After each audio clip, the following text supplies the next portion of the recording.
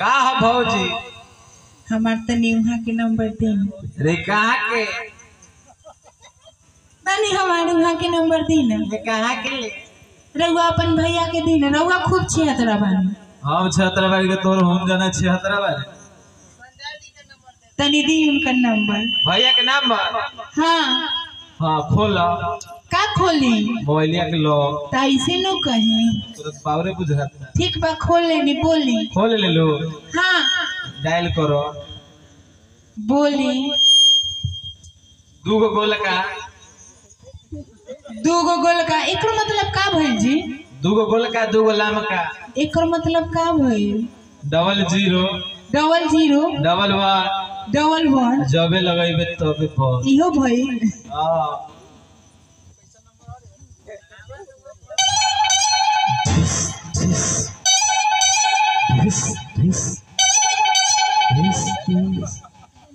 Hello hello hello hello hello. हाँ के बोलता रू? हमार राजा जी बोलत नहीं। तो तोरा करे जी बुझाता का? ए जीरा और गोर छुके गोर लागत नहीं। काहे पागल बनता रू? तो हम पानी बाहर तू बारे घर है गोर छुके के गोर लागी। तू हमर पूछो छुके गोर लागले हम खुश बारी तारा से। ए जी हां ई बताई कि रउआ कहिया ले आवत नहीं? कहिया ले? हाँ रे हमर अभी महीना रुकल बा। महीना? हां आही है दादा यो भइल का? रे पगली तनखा नु कहत नहीं तो बाउरे समझत रे। तो ऐसे कहे के चाही ना रउआ कि हाँ पैसा रुकल बाटे। हां पेमेंट। ए जी हां अच्छा ई रउआ बताई हां कि रउआ बाहर से आई तो हमरा खातिर का लेके आई? तोरा खातिर का लेके आए? ए जी हां हमरा खातिर एगो कुसुम रंग के साड़ी लेके आई। आही रे दादा। आए राजा जी हाँ एगो करिया ब्लाउज लेके आई। आही रे दादा। और कुछो? ना जी अब कुछ ना चाहिए। अंदर सेटिंग ना चाहिए? ना जी उ बा। अच्छा ठीक बा फोन रख जल्दी पैसा कटता। ठीक बा रखो तनी। Bye bye same to you. I love you. Hello अपना सैया के यहाँ फोन कैली कि ए सैया ढेर दिन गईला हो गईल बा, लॉकडाउन लागल बा, लेकिन रउआ से इहे वो बात कहतनी कि छठ के समय आ गईल बा, नौकरी पर से आवतनी घरे तो इहे रउआ से एगो विनती ह कि एगो कुसुम रंग साड़ी एगो ब्लाउज करिया एगो लेके आई। बड़ा निक लागल हमरा के, बड़ी पसंद पड़ल, हमरा पहने के मन करता। अरे अवतार कोई के नौकरिया कि अवतार कोई के नौकरिया जाके कीन ली हा तू बजरिया कुसुम रंग सरिया राजा जी ब्लाउज को करिया राजा जी।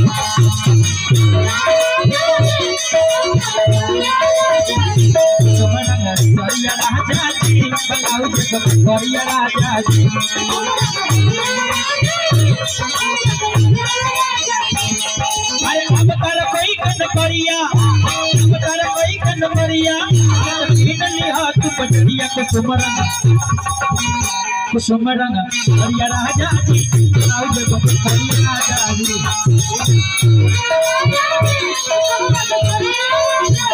कुसुम रंग करिया राजा जी ब्लाउज को करिया राजा जी।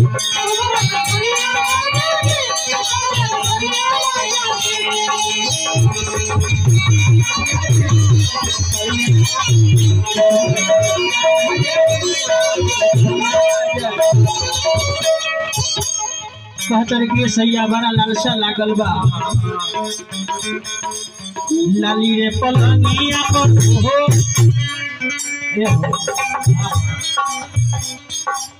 लाली रे पलंगिया पर हर सजिया दसाई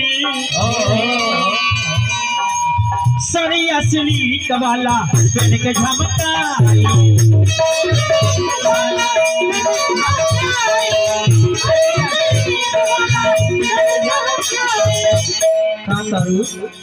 अच्छा पेन के झमकाई सिलिक वाली साड़ी चाहिए तारा की ले लिया तू चिंता मत कर पगली।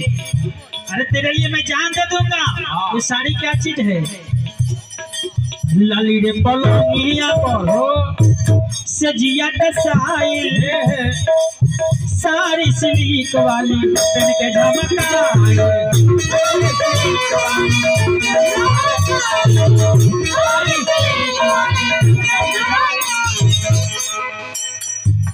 अरे हो सितारा जरिया सितारा जरिया लागल अरिया अरिया